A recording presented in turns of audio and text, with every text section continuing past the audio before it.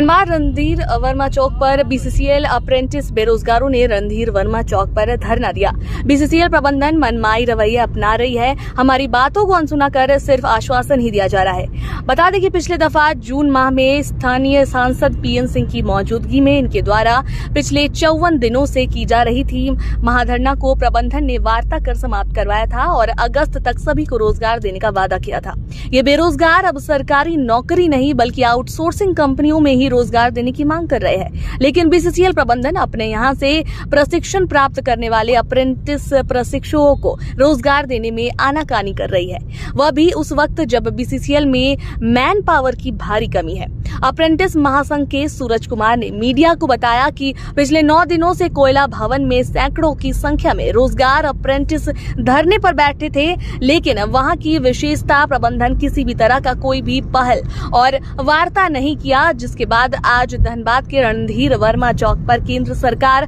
तथा राज्य सरकार से अपनी मांगों को लेकर धरना पर बैठे हैं तथा बीसीसीएल प्रबंधन से मांग करते हैं कि अब सरकारी नौकरी हम सभी बेरोजगारों को तो नहीं मिलेगी। पॉलिसी का कुछ तकनीकी आ रही है, लेकिन बीसीसीएल के अंतर्गत हजारों और आउटसोर्सिंग कंपनी में हम सबों को रोजगार मुहैया कराए ताकि हम सबका परिवार का भरण पोषण सुनिश्चित हो सके। हम सभी हजारों बेरोजगार अप्रेंटिस डबल स्किल्ड प्रशिक्षण कर रोजगार की मांग कर रहे हैं और इस मांग को बीसीसीएल प्रबंधन नजरअंदाज कर रहा है, जबकि पिछले कई महीने पहले धनबाद सांसद के नेतृत्व में महाधरना समाप्त की गई थी और पहल के माध्यम से रोजगार की बात हुई थी, लेकिन अब तक हम सब अप्रेंटिस बेरोजगारों को रोजगार नहीं दिया गया है, जिसको लेकर केंद्र सरकार और राज्य सरकार के खिलाफ विरोध प्रदर्शन कर रहे हैं। अगर हमारी बातों को नहीं सुनते हैं तो आगे की रणनीति धनबाद की सभी बीसीसीएल के आउटसोर्सिंग क्षेत्रों में कोयला जाम करने का काम करेंगे तथा वे 9 दिनों से अपनी रोजगार की मांग को लेकर कोयला भवन मुख्यालय के समक्ष अनिश्चितकालीन धरना पर बैठे हुए हैं और हमारा जो डिमांड है कि जितने भी बीसीसीएल कंपनी अंतर्गत आउटसोर्सिंग कंपनियां कार्य कर रही है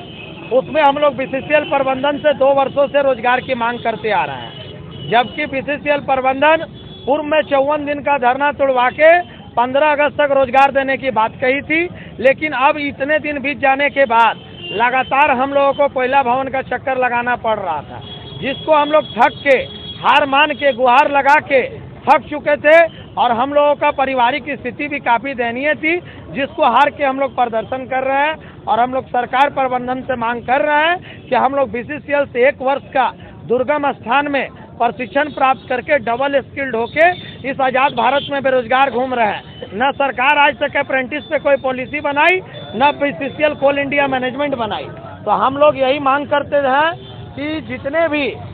आला अधिकारी हैं राज्य सरकार और केंद्र सरकार के, वो हमारा मामला पे जल्द संज्ञान ले और हम लोग को रोजगार सुनिश्चित कराए। हम लोग 9 दिनों से कोयला भवन के बाहर अपनी मांग को लेकर प्रबंधन से 5-7 बार मीटिंग हुआ, लेकिन उसमें कोई सकारात्मक पहल नहीं किया, केवल टाल मटोल की बात चल रही है। हम लोग मांग है कि जितने भी आउटसोर्सिंग कंपनियां बीसीसीएल अंतर्गत सैकड़ों की संख्या में, क्योंकि हम लोग सरकारी नौकरी का आशा छोड़ दिए, क्योंकि सरकार के पास पॉलिसी की दिक्कत है वगैरह वगैरह का बात बोली, तो हम लोगों का कहना है कि जो आउटसोर्सिंग कंपनी कार्य कर रही है उसमें हम लोग को कम से कम रोजगार। अगर अभी हम लोग देखिए हम लोगों का मांग पे जल्द सुनवाई नहीं हुआ तो हम लोग कोयला जाम करने तक के लिए बाध्य होंगे और जगह जगह हम लोग जो अपना प्रदर्शन को दिखाएंगे कि हमको न्याय चाहिए।